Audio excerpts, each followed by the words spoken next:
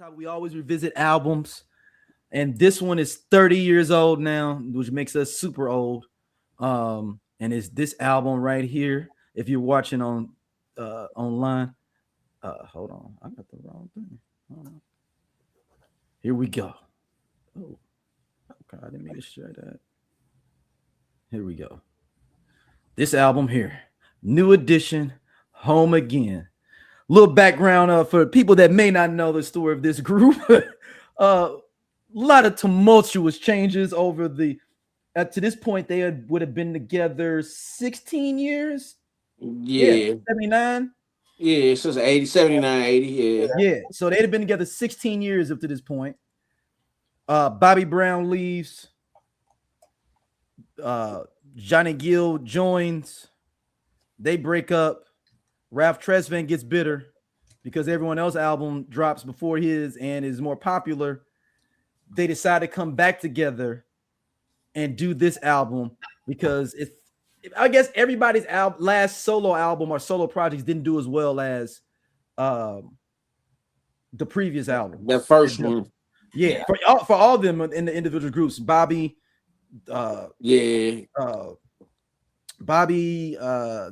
BBD, Johnny Gill, and Ralph Tresvant all individually solo project. The first albums for all these groups did gangbusters. Like everybody went platinum. Everybody went platinum. Everybody ate on that first. Well, I say yeah. Well, Bobby's second album did go platinum. Mm-hmm. Oh, the second album, yes. The first one, the first one, yeah. First one is crazy platinum, and then the second one also went was 2 times platinum. Yeah. So, and then the Bobby album went like stupid platinum too. That's what I'm saying. So, like, Bobby. So, Don't Be Cruel is the second album. Times. So, don't wait. So you have you got the first album with Girlfriend. First album. Yeah. So the first album when they was like, oh man, we kicked you out the group when he was still in high school. Yeah. No. MCA said you still signed us though. We think you got some. Yeah. So Don't Be Cruel, 8 million copies, and Bobby is 3 million copies. So triple platinum was Bobby. 11 million. Right. So he was out there doing, but this album, Home Again. So Bobby left in 85. So this is 96. So 11 years later, he comes back. This is the first album ever, and since then, that has all 6 of them on it. Mm-hmm. And the fact that they've never done it again is interesting. Like they've toured, but like not done an album again. But that's if you can't get Bobby on the tour to show up sometimes, then. And that happened on this tour. Yeah. This whole I remember when they came. I remember when they came here. Yeah, because who was Bobby didn't show up and Bobby wasn't then they came to Dallas. So yeah, the COVID tour as I call it. Bobby didn't come. So I got COVID and Bobby ain't show up. Horrible night. I'm talking about the Home Again tour in St. Louis. Yeah, he's talking about back in 96, 97. So to that point, Bobby, there's a history there.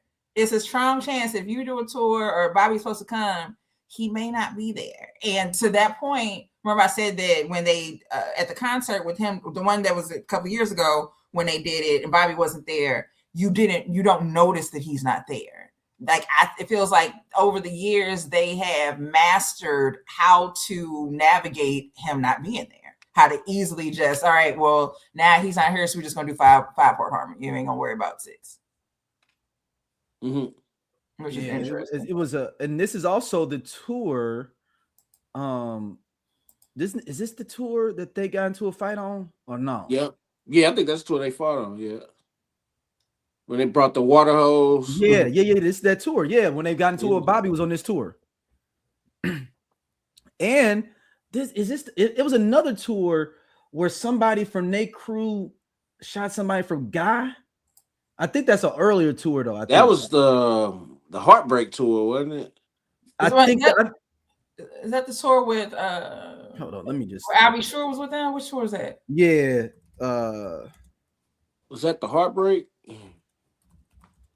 I'm looking at them now. I'm trying to Heartbreak tour was 88, 89. Home Again tour was 96. So it is the Heartbreak tour. 80, it was July 89 that this incident happened. I'm talking about. Was when the guy got shot. Yeah, he got homeboy Ronald Bird 30, a production manager, New Edition, was charged with criminal homicide. He shot one of the homeboys from God, the dudes from God. Their security manager and friend. Mm. In Pittsburgh, Pennsylvania. But then it stemmed from a fight previously in Greensboro, North Carolina. Hey, that's what saying like, wait a minute, hold on, but I'm reading about something in Greensboro. But they beat the beef stayed up. Yeah, they didn't forget. Somebody owes somebody some money. The headline the Kiss concert in Mansfield, Massachusetts, and performed a few shows with the Budweiser Superfest. Engagement with Budweiser was cut short on July 8th in Greensboro as Guy was ending his act. Members of New Edition came on stage. They said the guy might have played too long. Remember, Guy reported to have kicked or pushed somebody. Blah blah blah blah blah blah blah blah. Then the next day in Pittsburgh, while stagehands and New Edition and Guy were setting up equipment for the concert, 2 Guy roadies attacked a crew member of New Edition at the Civic Center. So New Edition's production ran Ronald Byrd chased Guy's security manager Anthony B out of the arena, across the street to the Hyatt at about 4:30 p.m. and shot him twice outside the hotel. B died at the hospital. Ronald Byrd was charged with criminal homicide. Following the incident, Anheuser-Busch said to hell with New Edition and Guy and kicked him off the Budweiser Superfest tour. Damn. Who else was on that tour? I love that that's your first question. Who else you gonna like? I think Al B might have been on that one. I think it's got to be like so. There's some tour that opening acts. Bobby Brown, Albie Shore, and the Girls were the opening acts. Who are the girls? I don't even in 89. Yep.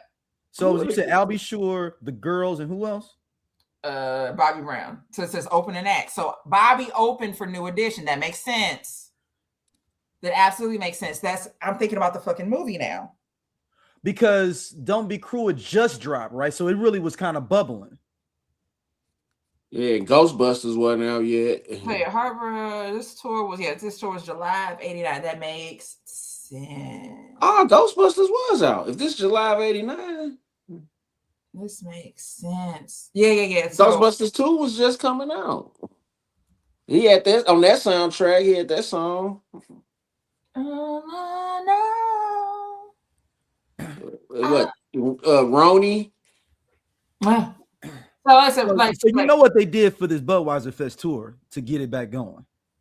You know who they added probably. And I don't even know. I know the answer. You know the answer deep in your heart too. If you know anything about the Budweiser Superfest tour, who do you think they added when they kicked them 2 off the tour? I'm gonna guess. Who was the old faithful for the Budweiser Superfest? The old faithful. They closed out damn near every one of them. Were Frankie Beverly and May? There you got it. You got it right. I didn't want to go too old. I was gonna say right. That's exactly who Al when Heyman you said called. Close out. That's when I said Frankie Beverly and May. That's who Al Heyman called. He said, "I'm tired of dealing with these young folks. Frankie, you get back and help me finish this tour." That is exactly what happened, folks. I don't know for sure. I have no facts. I just know the Budweiser Superfest history. Who are the black promoters? You know, they be doing this. Yeah. They people from all cities. They just get together. I looked them up before a while back because I was thinking the same thing. And they're like, a couple of them are like attorneys or something, I believe. But it's just people in different cities. Yeah, and they came together to putting their money together. And they just had a whole bunch of bread, and I think came together to start doing some of these shows. Okay. But let's jump into the album. The first song, as we talked in our pre-show, it's supposed to be the intro, but it ain't an intro. Motherfucker, 6 minutes long. Because it's 6 minutes long. Yeah. And that is "Ooh Yeah, It Feels So Good," produced by the great Jimmy Jam and Terry Lewis. Now, before we go any further, they had the production on lock for this. Anybody that was producing in 96 was producing on this album. Because everybody wanted to get in. Yep. All 6 members of New Edition, sign me up. Yeah. So what did y'all think about the first intro / It was a hard intro, like they say, as long as a motherfucker, but it was a good intro. I was like, okay, they got my attention. This whole album is about Ronnie rapping. Ronnie and Mike absolutely found the time to rap on this album. They said, "You gonna hear BBD. You gonna get." Because we coming back to the table differently. Because before me and Ricky didn't do nothing. Right. Ronnie Freak didn't do nothing. But yeah, the whole album is like a little bit over an hour long, and like I said, it's 6 minutes long. The first song. And there are several songs on this album that needed to end 2 minutes early. Yeah, this back with that long R&B song. Yeah, and it's like, and the thing is, because there's no longer verses, you were just like repeating the chorus and ad-libbing, but not in a Cisco way.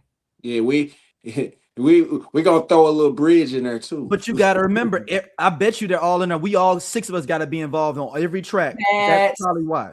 And that's why some things are extra long. Like, it's like, I got it. So even with Oh Feel So Good, it's like, hey, we here and we back and I want to talk about it. So everybody gets a chance to tell their story. Awesome. Now, this is not the first reunion song for them.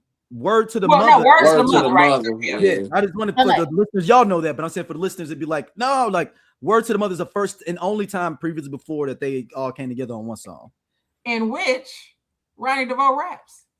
Yep. Because it's poison, don't be cruel. It's my prerogative to do what I got to do. Have a little sensitivity. So, like, yeah, that was their. He also rapped on Stone Cold Gentleman.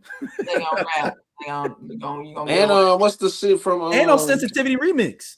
No, what's the song from House Party? Go, yo, baby, yo. Yeah. You gonna rap? Gonna do a little rap. Like, I don't sing for real, but I can dance and I can do a little rap.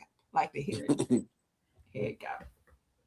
And a shout out to Matt Whitener, who me and him coined the term being Ralph Tresvanted, where you were the hit lead singer of the group and everyone loved you, but other members of the group eclipsed you. And now you go back to the group and it ain't the same. It ain't the same. And that's this Home Again album overall to me. Because before, remember, even they showed in the New Dish movie, he would go in there and knock all this stuff out. Yeah, he was doing all the backgrounds. This Home Again album is different. This is a Home Again album is different. We all in the booth. And then, Johnny connected with Jimmy Jam and Lewis. Mm-hmm. So he's like, hey, I got my people with me. I know you're going to write me in, right? So then the next joint is ended up being the first single, which was a dope way for them to come back with this song, Hit Me Off, and the concept of the music video with them being like spies and like trying to, go through 007. And everyone had a verse on this song. Literally, everyone had a verse on this song.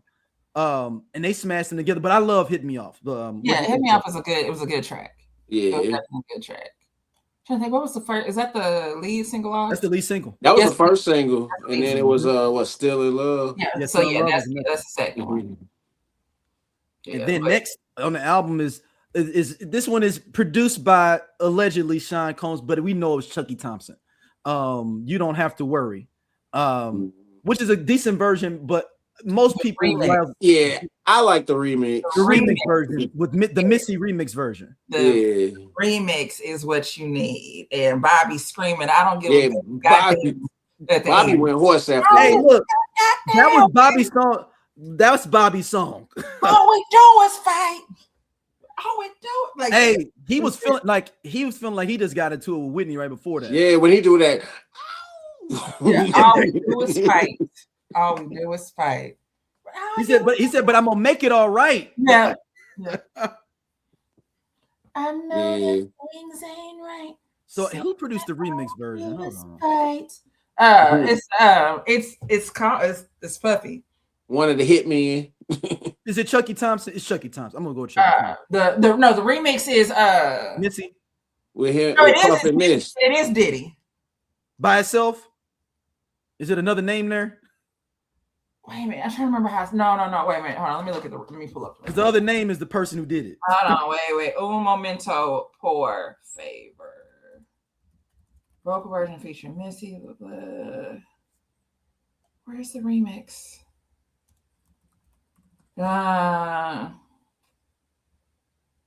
Stevie J. It says Sean Combs and Stevie J. So Stevie J did it. Got it. That's and is everyone like I'm letting listeners know when we see Combs in the credit with because it's always with somebody else, we know the other person did it. Because he was in the room. Yeah, so it was Stevie J. Stevie J did it. I haven't heard the Fat Joe version, and I'm glad that I haven't. It's a Fat Joe version? Yeah, it's a Fat Joe remix version. I remember that because I remember I bought the single because I bought the Home Again album, but it didn't have a remix. So yeah, the remix. Yeah, you had to buy. Was that hold on? Was that back then considered a maxi single? Because yes, they had all the different remixes. It was a maxi single because it had One More Day on there as well. Yeah, I was explaining to my son about he was like, man, if I didn't want to buy an album, man, I just buy the single. Yep. Yeah, the single version also features production of Stevie J and co-written credits by R&B group 112, while the album version credits production by Sean Puffy Combs and Chucky Thompson. All versions features Bobby Brown and Ralph Tresvant on lead vocals. Now that's interesting. And that hook sounds like a 112 hook. It do. It like now that she said it, when I hear it, it sounds like a 112 hook. Yeah, it sounds like a 112 hook. Yeah. I know that things. That's you know what you right. Yeah. Fight for this. Even the harmony sounds like a 112 harmony. They was probably singing backgrounds on that too. Probably, but dang, I didn't even. Man, that's a nice tidbit there because I mean I didn't think about because it doesn't sound like a normal New Edition song. Yeah, it doesn't. It's very. It was New Edition adapting to the '90s, the mid. Yeah, that's that part. Yeah. And which is something we talked about before, like that some artists had trouble doing, like actually bringing. They were with New Edition, like I think they were, or even with BBD. There's a New Jack Swing thing, but you got to come out of that and you got to kick it on this level, which wasn't a big. Because New Jack Swing was over with. Yeah, like New Jack Swing was gone, so it wasn't a big jump to do it, but you just had to trust the process. So the song absolutely fit the time. Like, and that's what I think makes it better. Like, I mean, like the original version is fine, but the remix is what does it. Because even I think Bobby got on some baggy jeans and Timbs in the video, and a tank top. Yeah. You think he was wilding in that Ja Rule video? Go look at the "You Don't Have to Worry" remix. Yeah.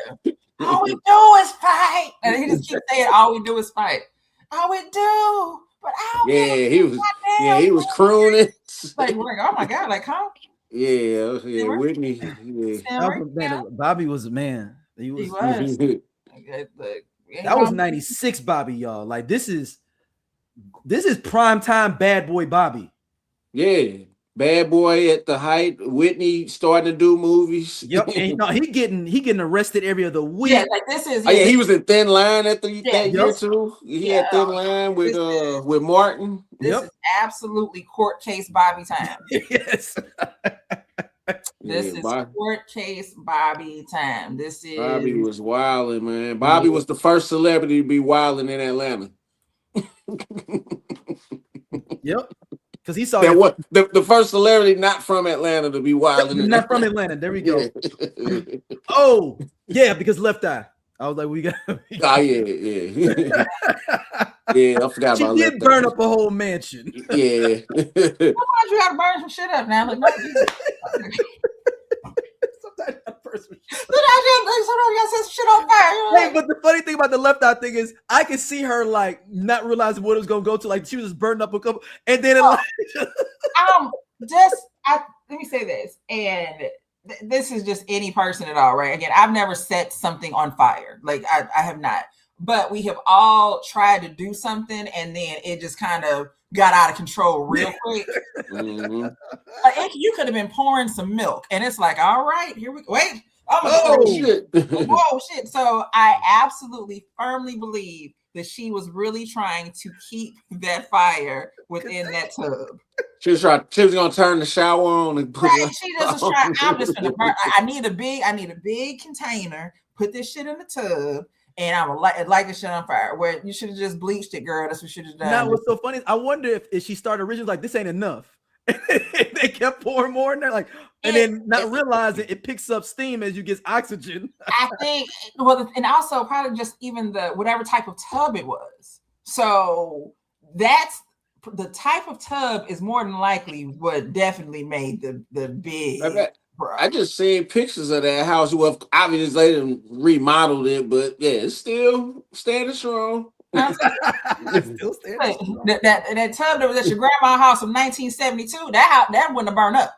No, it was The that house would have burnt down. Because it's made out of cast iron. Right, that wasn't wrong. It's a good old tub. That tub's still there after the hospital burned down. Them new fangled tubs. That's what it was. It was all plastic.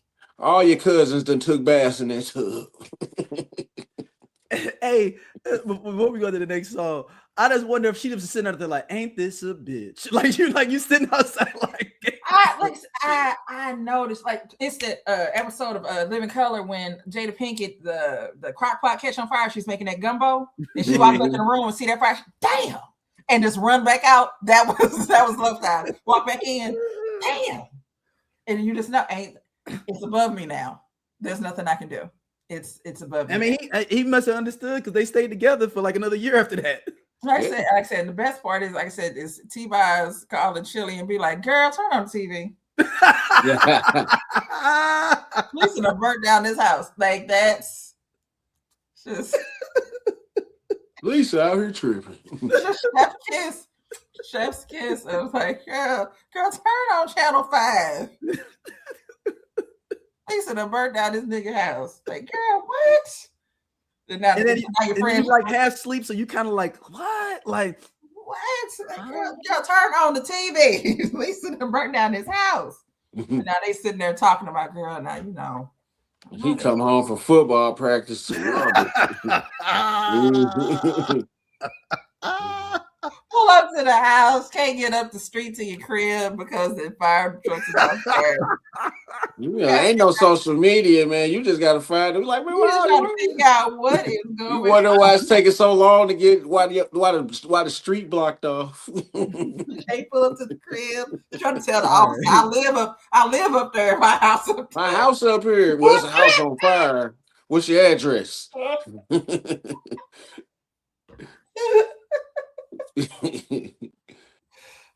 shit! And they stayed together. So again, I need to start burning niggas shit up because that's how you keep them. Hold on to them. Next up, we got the fourth track, "Tighten It Up." As we rolled through the songs, I mean, it was a decent song. Jermaine Dupri produced it. Oh, okay. I mean, it's fine. I'll say this: listening to this album an hour before taping, there were some unremarkable songs. This is one of them. That's one of them. This is one of them. Yeah, it was some unremarkable songs. It's like, okay, but I think the problem, I ain't gonna say problem, because you have 6 members, 3 individual artists, 3 people that are in a group. It's like they try to get everybody on the album, right? So we want your individual style, we want your individual style, we want your individual style, we want the group style versus being New Edition, if that makes any sense. Yeah.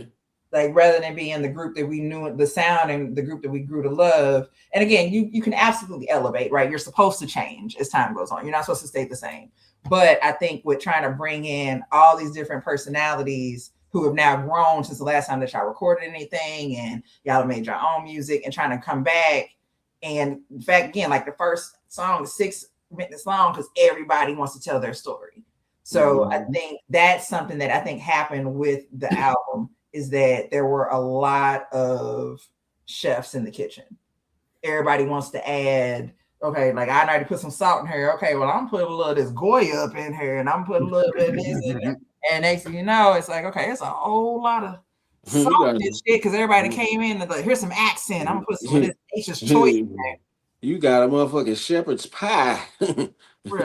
I got a whole leftover stew messing around in here because the whole goulash that we done created because we trying to, everybody is coming in. So I think, like I said, listening to the album today was like, it's fine. But I get why it only went so platinum. Like those singles are what carried it. Oh yeah, I mean, singles they got 4 or 5 good singles off here, and that's kind of what you needed in '96 to have a carrier album, at least get you a decent album off. Especially with them not having been together in ever as a 6-man trio on an album, and never again. Yeah, because when what was the what was the slow? Still in Love, because when that dropped, Yeah, that was the second single. everybody was going back to their ex. Right. So let's just skip on down then. We're gonna go to One More Day. Oh, no disrespect to the rest of these songs, but they're throwaways. Let's skip on down to One More Day. You don't have to talk about them at all. We can move forward. Yeah, it was Still in Love drop. One More Day that was the Hey Big Head. Mm-hmm. Like One More Day is, I mean, because we're skipping Shop Around, y'all. Hear Me Out. Something About You. Hear Me Out was a begging song, and we need to bring it back. We need to bring back begging. But again, that song is 5 minutes and 12 seconds long. After you get to the end, and again, they're ad-libbing, but not really. You're just repeating the chorus over and over again. And it's like, okay, give me an ad-lib or something so I can sing along with you. But no, that's not what's happening. It's just, why is this song still going? For 5 minutes, and you know what? One More Day suffers from that too, Stacey. The song One More Day suffers from that too. Yeah, it's a lot. Damn, y'all, how many times you gonna say One More Day? Bruh, how many? Look, Home Again, 6 minutes and 24 seconds. That's the intro. Home Again is the last song. So the intro and the last song, every intro is "Hey, we back. I'm gonna say my piece," and at the end, Home Again is "All right, y'all. Hope you enjoyed the album. We out of here, and I'm gonna say my piece again." Why are there 2 songs that are 6 minutes long? That was the they made a song for the thank you. You know, the thank you note that used to be inside. and look, if you notice, honestly, if you look at it, all the last 3, the big slow jams or ballads are all Jimmy Jam and Terry Lewis's. Yeah. I mean, One More Day. They did Home Again. What was that? They did Can You Stand the Rain, right? Mm-hmm. Yeah. And they did some of Johnny Gill stuff too. I think they did. I think they did the whole first album. Yeah. No, because Babyface did My. Yeah, that's right. I think they did Fairweather Friend, though. I think Fairweather Friend. Let me see.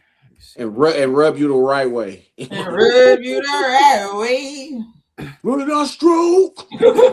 When I feel dramatic and when I touch. Man, watching Johnny Gill dance is the funniest shit ever. If you ever watch the Any Heartbreak, just pay attention to him. He fucks up a lot. But he in the middle. They go left, he is going right. So no, the album was produced Jimmy Jam, Babyface. So that Jimmy Jam and them did do Lewis, the right Babyface way. Was there. L.A. Reid, Babyface, and Nat Alderley. Yeah. Hey, this cool ass Scott from the I Love 90s Music Podcast.